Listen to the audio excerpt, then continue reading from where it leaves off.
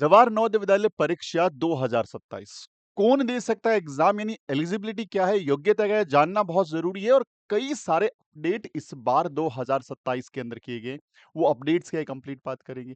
और एलिजिबिलिटी में किन किन बातों का हमें ध्यान रखना है, मैं ले चलता हूं आपको इनके प्रोस्पेक्टस पे कि क्या प्रोस्पेक्टस में दे रखा है, एलिजिबिलिटी क्राइटेरिया क्या है। पहले बता दूं, ये प्रोस्पेक्टस जो है ये जवाहर नवोदय विद्यालय ने खुद ने जारी किया। इसके अंदर सबसे इंपॉर्टेंट चीज कि जो एग्जाम डेट है वो भी हमें ध्यान में रखते हुए चलनी है, क्योंकि उसी के अकॉर्डिंग हम अपनी प्रिपरेशन को कर रहे हैं।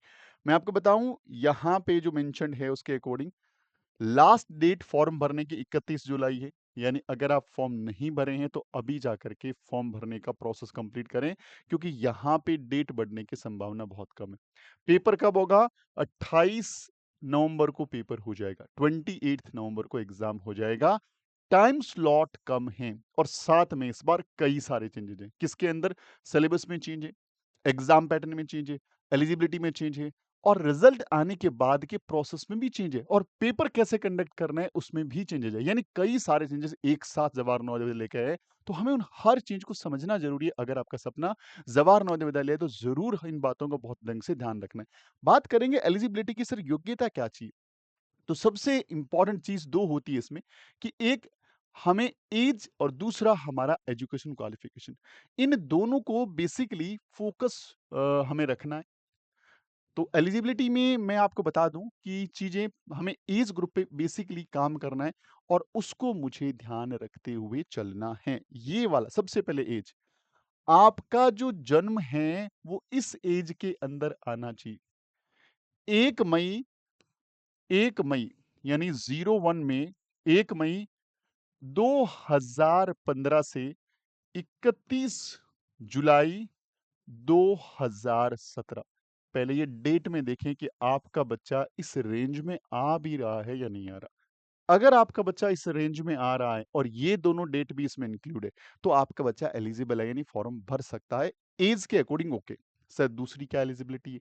दूसरी है सर क्लास। बच्चे का जो क्लास है ना, वो क्लास 100% फिफ्थ रनिंग होना चाहिए। 5वीं क्लास इस सत्र में पढ़ता हुआ होना चाहिए। हम कई बार कंफ्यूज हो जाते हैं, सैनिक स्कूल मिलिट्री स्कूल की एलिजिबिलिटी के साथ इसको मैच करते हैं, लेकिन जवाहर नवोदय विद्यालय की एलिजिबिलिटी जो एजुकेशन को लेकर के हम डिफरेंट है। यानी हम लोग सैनिक स्कूल का फॉर्म या मिलिट्री स्कूल का फॉर्म या यूपी सैनिक स्कूल का फॉर्म 6 रनिंग भी भर सकते हैं, लेकिन यहाँ पे 5वीं रनिंग, यानी अब जो सत्र 2026-27 चल रहा है, इसके अंदर आपका बच्चा 5वीं रनिंग होना चाहिए। इंपॉर्टेंट चीज है। फिर आता है सर एरिया वाइज एलिजिबिलिटी, कि सर अगर पहले तक क्या हो रहा था कि अगर आपका ये कोई डिस्ट्रिक्ट है, मान लीजिए जयपुर है। पहले तक ये था कि अगर आप जयपुर से बिलोंग करते हैं, आपका डोमिसाइल या मूल निवास या आवासीय प्रमाण पत्र या रेजिडेंशियल सर्टिफिकेट अगर जयपुर का है, तो हमें करना क्या है कि यहाँ पे वो बच्चा जयपुर के किसी भी स्कूल में पढ़ता हुआ होना चाहिए। जयपुर की किसी भी स्कूल में पढ़ता हुआ होना चाहिए। तो ये जरूरी चीज है।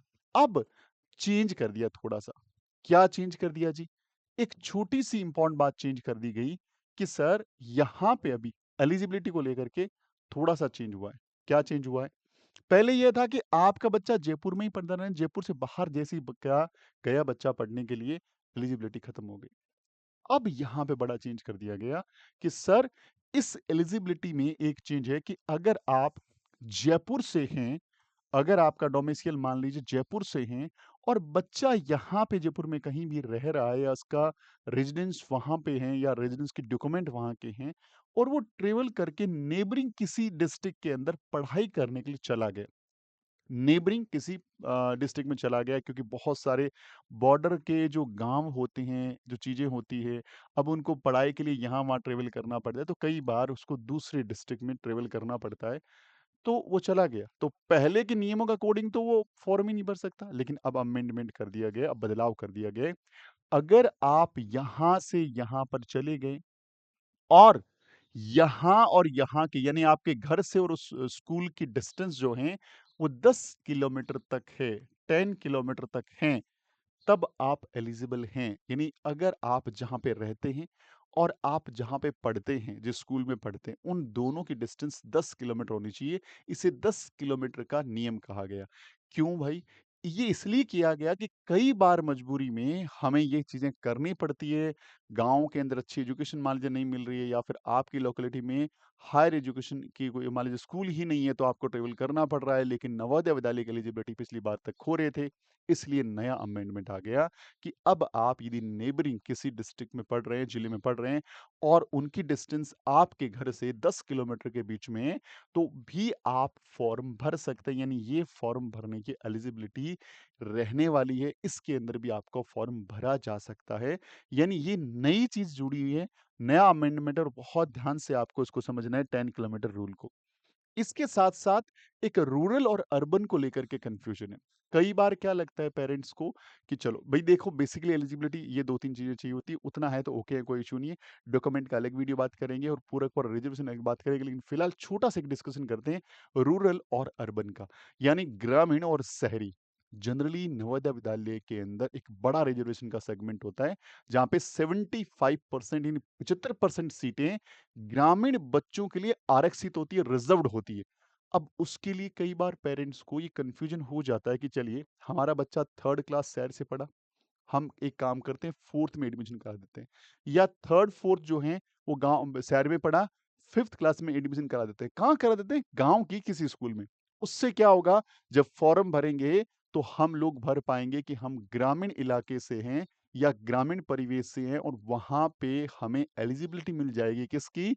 हमें एलिजिबिलिटी मिल जाएगी अर्बन की यानी सॉरी रूरल की यानी ग्रामीण क्राइटेरिया या आरक्षण में आ जाएँगे। तो ये गलतफ़हमी है, ऐसा कुछ नहीं होता।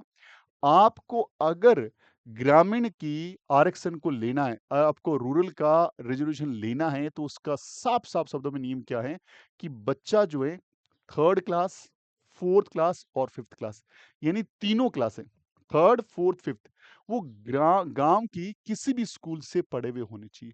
अगर 3rd, 4th, 5th में एक भी दिन आपके बच्चे का एडमिशन हट करके एक भी दिन अगर वो शहर की किसी स्कूल में पढ़ लिया, तो ग्रामीण जो आरक्षण है उसको खो देगा यानी ग्रामीण जो रिजर्वेशन है वो उसको नहीं मिलेगा। उसको फिर 25% जो रिज़र्वेशन अर्बन के लिए उसके अंदर कैलकुलेट किया जाएगा। तो एलिजिबिलिटी के अंदर ये कन्फ्यूज़न भी दूर करना है क्योंकि जब फॉर्म भरते हैं तो बहुत सारे पेरेंट्स ये बेसिक गलतियाँ कर देते हैं और बाद में जाकर के उनको तकलीफ़ होती है। तो फॉर्म भरने से पहले एलिजिबिलिटी और बेसिक बातों को जानना बहुत ज़रूरी है क्योंकि ये जानेंगे तभी जाकर हम सही ढंग से फॉर्म भर पाएँगे। और अगर फॉर्म आपने भर दिया है या फिर अभी भरने जा रहे हैं हमारे सारे वीडियोज़ आपकी हेल्प करेंगे। साथ-साथ में हम आपके लिए वो रिक्वायर्ड सारे कोर्सेज़ लेके आ गए हैं, जो आपके बच्चे के लिए कहीं न कहीं फ्रूटफुल हो सकते हैं। ईवीएस एक नया सब्जेक्ट जुड़ा है, उसकी तैयारी कैसे करनी है, कहाँ करनी है, कंप्लीट वीडियो बना रखा है मैंने। इसके साथ-साथ फॉर्म भरते हुए कोई गलती ना हो, ये वीडियो जल्दी आ रहा है आपका सुधार का। इसके साथ-साथ नया पैटर्न, नया सिलेबस का वीडियो हमने अपडेट कर दिया है। ईवीएस की पूरी तैयारी किस ढंग से करनी है, पर्यावरण अध्ययन जो नया विषय जुड़ा है, उसकी तैयारी कैसे करनी है, उसका भी है। इसके साथ-साथ में हम आपके लिए ईवीएस का कंप्लीट स्टडी मटेरियल यानी कि पूरी किताब हमारी लॉन्च हो चुकी है, आप इसको ऑर्डर करके मँगवा सकते हैं। साथ-साथ में मॉडल पेपर्स आ चुके हैं। इसके अलावा ईवीएस की रिकॉर्डेड कोर्स, लाइव कोर्स सारे के सारे आपको मिलेंगे और कंप्लीट कोर्स भी आपके लिए अवेलेबल है।